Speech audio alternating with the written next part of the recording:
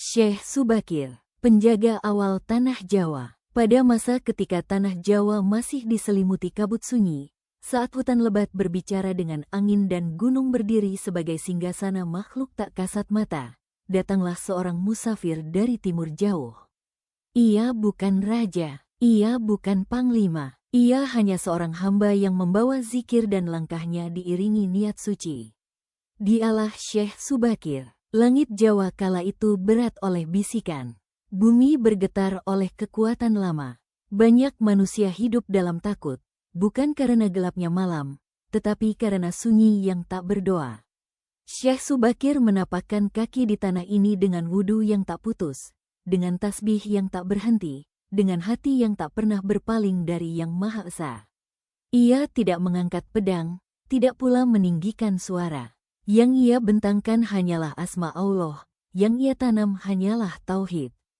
Maka ia berjalan dari pesisir ke pedalaman, dari tanah lembah hingga punggung gunung. Setiap tempat yang ia singgahi ia dengarkan napas buminya, ia pahami luka alamnya. Makhluk-makhluk halus yang dahulu merajai Jawa merasa terusik, bukan oleh kekuatan, tetapi oleh cahaya. Mereka datang dengan amarah, dengan suara menggelegar, dengan wujud yang mengguncang nyali. Namun Syekh Subakir tak gentar. Ia duduk bersila, menyebut nama Allah dengan penuh adab. Wahai penghuni lama bumi ini, ucapnya dalam diam yang terdengar, tanah ini bukan untuk disombongi, melainkan untuk disucikan. Zikirnya mengalir seperti sungai cahaya, ayat-ayat Al-Quran menjadi pagar langit, dan bumi pun tunduk dalam tenang. Satu persatu, kekuatan gaib yang liar itu ditenangkan, bukan diusir dengan marah, tetapi dikembalikan ke batasnya. Hingga akhirnya, Syekh Subakir tiba di Gunung Tidar, pusat simpul Tanah Jawa, tempat energi lama berdiam paling kuat. Di sanalah ia menancapkan niat, bukan sebagai penakluk, melainkan sebagai penjaga.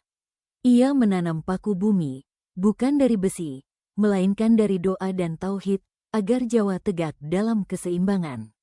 Sejak saat itu, bumi tak lagi liar, angin tak lagi murka, dan malam mulai mengenal sujud.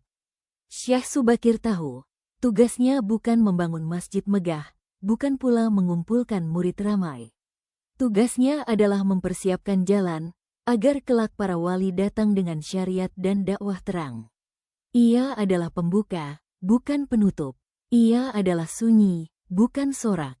Ketika fajar dakwah mulai tampak, Syekh Subakir perlahan menghilang dari catatan sejarah yang tertulis, namun jejaknya tetap hidup di napas Tanah Jawa.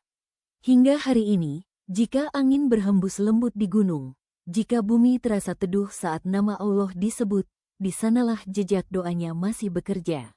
Syekh Subakir mengajarkan satu hal, bahwa sebelum cahaya disebarkan, bumi harus disiapkan. Sebelum syariat ditegakkan, hakikat harus ditanamkan. Dan sebelum manusia mengajak, ia harus lebih dulu sujud.